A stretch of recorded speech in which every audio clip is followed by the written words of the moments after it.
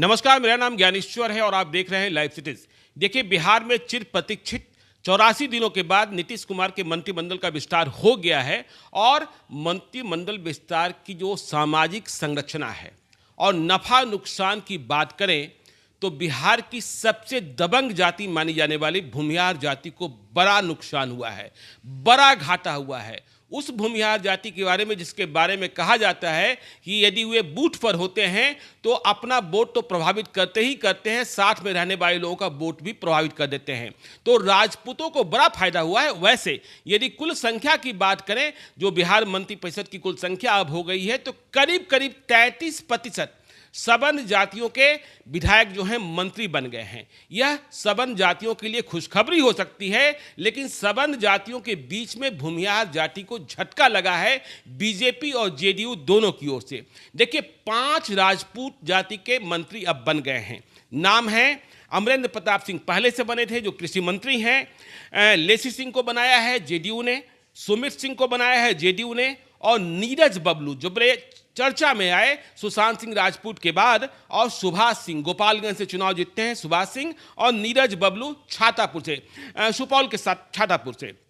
अब यदि हम ब्राह्मण की बात कर लें तो ब्राह्मण जाति के जो मंत्री हैं उनकी संख्या इस दफे 3 हो गई है। मंगल पांडे पहले से मंत्री हैं, संजय झा फिर से बिहार मंत्रिपरिषद में शामिल हुए हैं, जेडीयू के खाते से एमएलसी हैं, और आलोक रंजन झा सहरसा से जीते हैं, बीजेपी के एमएलए हैं। तो ये 5, 3, 8। लेकिन भूमिहार जाति की बात कर लें तो भूमिहार जाति से महज 2, विजय चौधरी और जीवेश मिश्रा। विजय चौधरी जेडीयू से और जीवेश मिश्रा बीजेपी से। और इस दफे मंत्रिमंडल विस्तार में किसी भी भूमिहार को जगह नहीं मिली है। हालांकि कई नाम चल रहे थे, लेकिन कहा यह जा रहा है कि जो नीतीश कुमार हैं और उनके जो 4 फिंगर्स हैं, थंब तो उनके पास है, तो 4 फिंगर्स में सहमति नहीं बनी नाम पर। अब देखिए, जो भूमिहार जाति से किनके नाम चल रहे थे। शालिनी मिश्रा का नाम चल रहा था, केसरिया से चुनाव जीती हैं, कमला मिश्र मधुकर की बेटी हैं। नीरज कुमार का नाम चल रहा था, एमएलसी हैं और प्रवक्ता हैं, काफ़ी धारदार बोलते हैं, और परबत्ता से जीते आरएन सिंह के बेटे पहली बार विधायक बने हैं, डॉक्टर संजीव का नाम चल रहा था। तो लोग कह रहे हैं कि जो नीतीश कुमार के आसपास हैं, लेफ्ट राइट मिडिल में, उनके बीच नाम को लेकर सहमति नहीं बन पाई, इसलिए भूमिहार कोटे के एक मंत्री को छोड़ दिया गया है। दूसरी वजह यह भी बताई जा रही है कि भूमिहार कोटे के मंत्री का पद इसलिए छोड़ा गया कि कांग्रेस को भेदने का जो संभावित ऑपरेशन है वह अभी पूरा नहीं हुआ है, या उधर ध्यान रखकर इसके कारण गुंजाइश बनाकर रखी गई है। तीसरी बड़ी वजह बताई जा रही है कि राजकुमार सिंह मटिहानी में जेडीयू के प्रत्याशी और तब विधायक रहे बोगो सिंह चुनाव हराकर चुनाव जीते। राजकुमार सिंह लोजपा के विधायक हैं। पिछले दिनों उन्होंने नीतीश कुमार से मुलाकात की थी, अशोक चौधरी साथ लेकर गए थे, लेकिन लोजपा और नीतीश कुमार या फिर जो केंद्रीय जो राजनीति है उसमें जो सियासत चलती रही।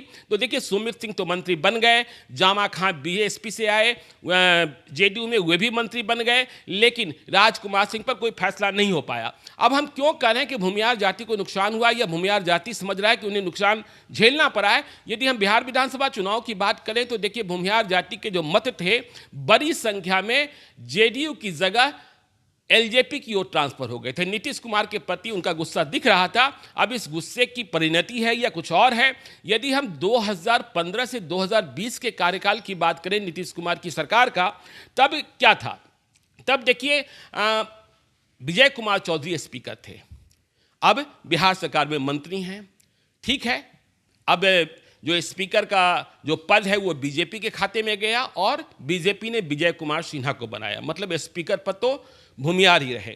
लेकिन पिछले दफे सरकार में नीरज कुमार मंत्री थे जेडीयू से, सुरेश शर्मा मंत्री थे बीजेपी से, सुरेश शर्मा चुनाव हार गए मुजफ्फरपुर से, और विजय कुमार सिन्हा लखीसराय के विधायक जो अभी स्पीकर बने हैं। मतलब पिछली बार संख्या 3 थी, अब ये संख्या जो है 2 तक सिमटी है, जीवेश मिश्रा बीजेपी से और विजय कुमार चौधरी जेडीयू से।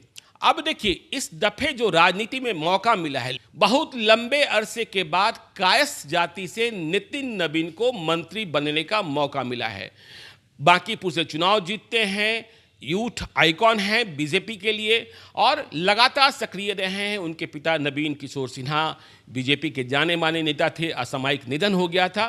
तो कायस्थ जाति को पहली बार प्रतिनिधित्व मिल रहा है, बहुत लंबे अरसे के बाद प्रतिनिधित्व मिल रहा है।